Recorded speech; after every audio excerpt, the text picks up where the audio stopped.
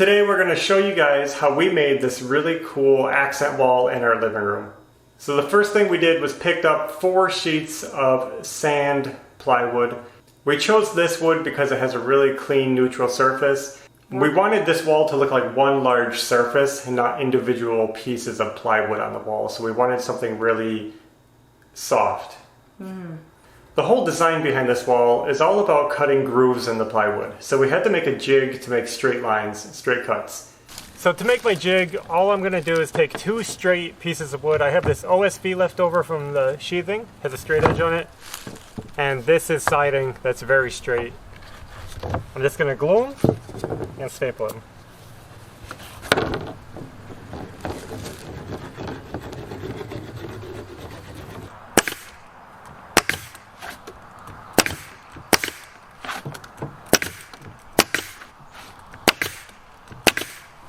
After that was glued and stapled, I ran the saw down it to cut it even with my blade.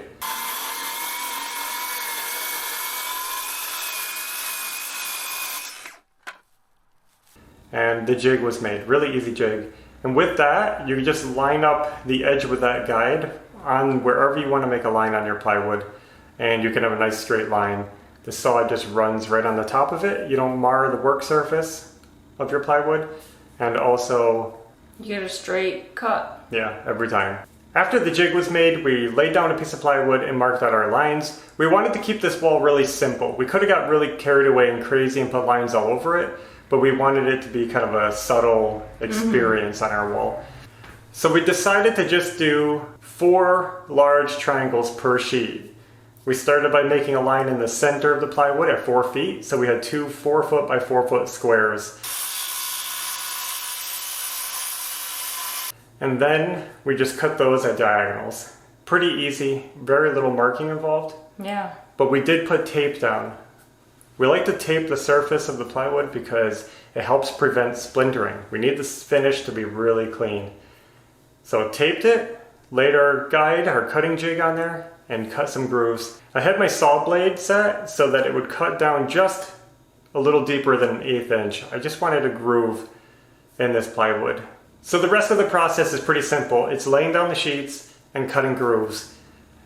Our saw blade was really thin, and I wanted to try to get at least an 1/8 inch groove, so we had to do 2 cuts per groove, which was the initial cut, and then moved it over like a 1/16 of an inch and cut it again. It wasn't that hard, just a little tedious making sure it was straight.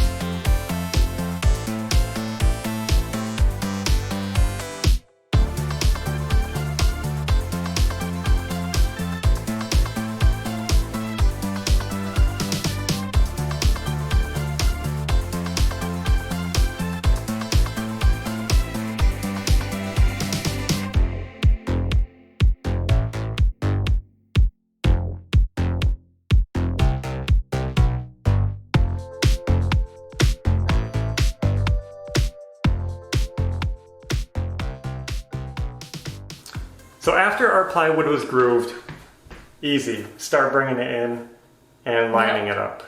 All right, most of the tricky work is done, so now we gotta start nailing them up. I already cut this one to fit. I'm gonna be nailing it with finish nails. Hopefully I can hide the holes okay.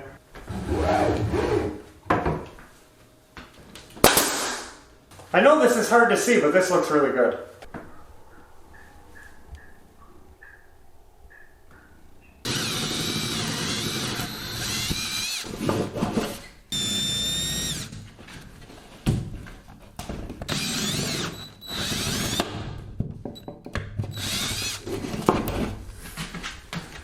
Let me tape this up so I don't mark it all up with this black.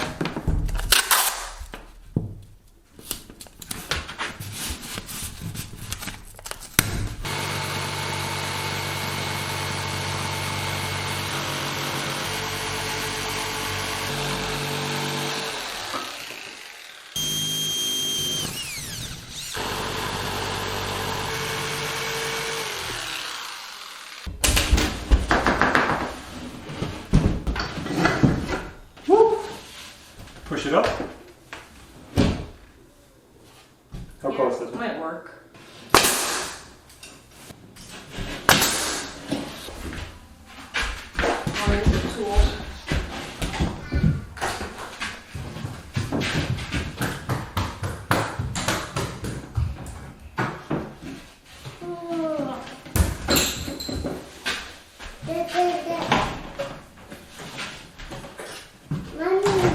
What happened to you, Maverick?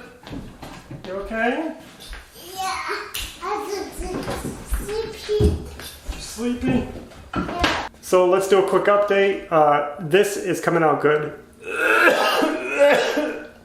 Sawdust.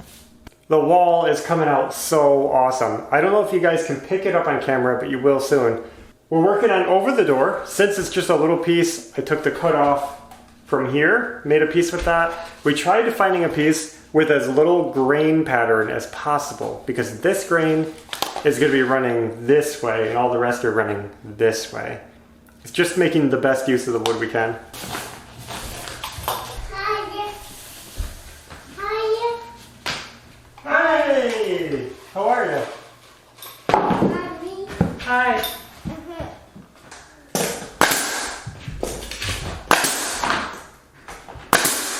We're on our last piece finally, and this was a tricky one to cut out. 1, 2, 3, 4, 5 outlet boxes. This is a high-tech area. Now this is going to be our computer nook. So I wanted to make sure we had plenty of power, and we have power up here for a shelf, under shelf lighting, all that stuff. So made our cuts. We're going to try to test fit it and see how it works.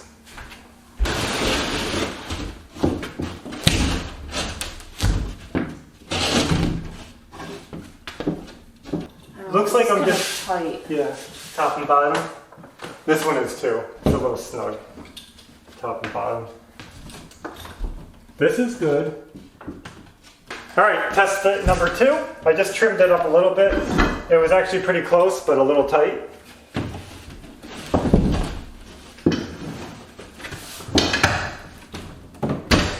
There's that one. Oh, it got better. Up there needs to go that way.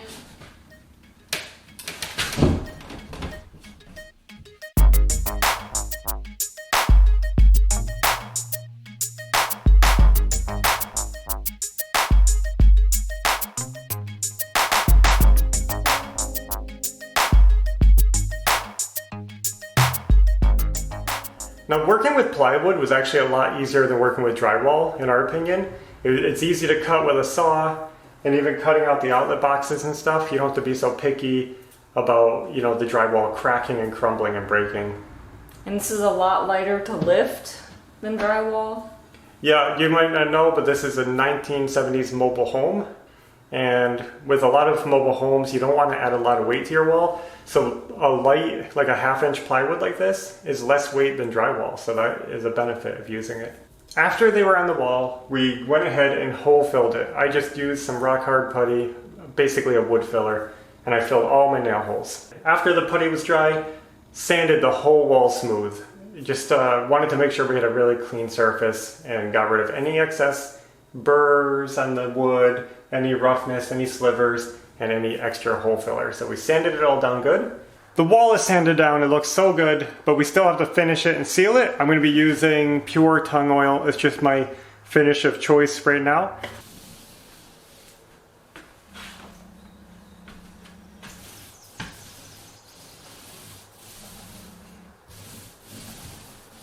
The tung oil really warms the wood. It brings out the yellows and the deep tones of the wood. We like that. Alternatively, you could polyurethane it, you could varnish it, you could do a lot of different things and it probably wouldn't yellow this much. But I think this is going to match our home just fine. And we really enjoy using natural finishes like oil. Now this wall is almost done, but I got one more thing that I want to do to make this pop. You can see these lines, they're pretty noticeable, especially when the light crosses against them and you get that deep shadow. But at some angles, the lines don't stand out very strong. And we want these lines to really show so that we can accent the geometric shapes of the wall. To do that, I'm going to be highlighting them with this. This is just regular screen spline that would hold a window screen in. So I picked up the smallest screen spline I could find, which is an 1/8 inch. I got my screen splining tool, and we're just going to work in this black spline right into all the cracks, and it's going to just highlight the wall and make them all look really black and crisp.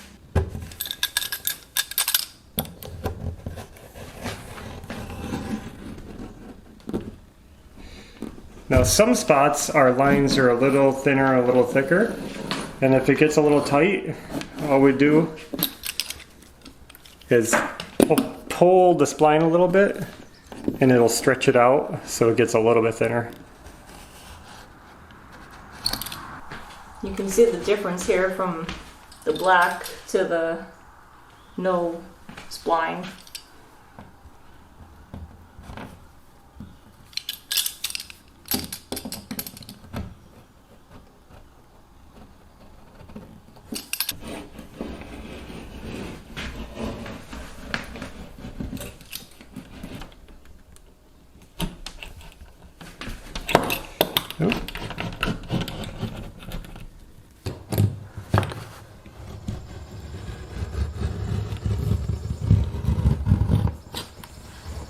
And all we did was use the window spline tool to push the spline into the grooves of the plywood. And that window spline has little ridges on it, little ribs all along it, so it kind of locks in. It holds in so it doesn't want to fall out. In a couple of spots, my grooves were actually a little wide just because of our sloppiness of cutting. And I just put a little hot glue in there to hold the spline in. Mm-hmm. Between the subtle grain and smoothness of this plywood and the black lines, you really lose where each piece begins and ends, and that's what we wanted. We wanted to hide the plywood. We didn't want to put a plywood wall up in our living room. Yeah. Because you can do plywood and it can look really cool, or it can go wrong. I think this came out perfect. Yeah, the lines just hide where one sheet begins and ends. And breaking it into triangles really tricks your eye, and just seeing geometric shapes. I think you see these shapes rather than the sheet of plywood itself. Yeah, the 4x8 sheet. And that's all there was to it. This was actually a really easy project. It was something that we kind of dreamed up in our own and planned it out on paper, but it came out amazing. It really looks good. We wanted an accent wall in our living room that was wood without being overpowering.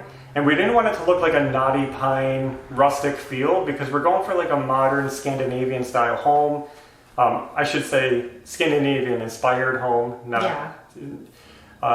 We got minimalist design, Scandinavian design, just a little bit of everything, our own personal tastes. And this fits that really good. You know, we could have just done a wood board wall, but it's just not the, it's not the same. For a while we were going to do that, and then we got this idea. Yeah, I said, how can we do this a little bit different? And this is what we dreamed up. This was actually really inexpensive too, considering. Mm-hmm. The 4 sheets of 1/2-inch plywood were $36 a piece, and the window spline, we used 3 bags of 25 feet.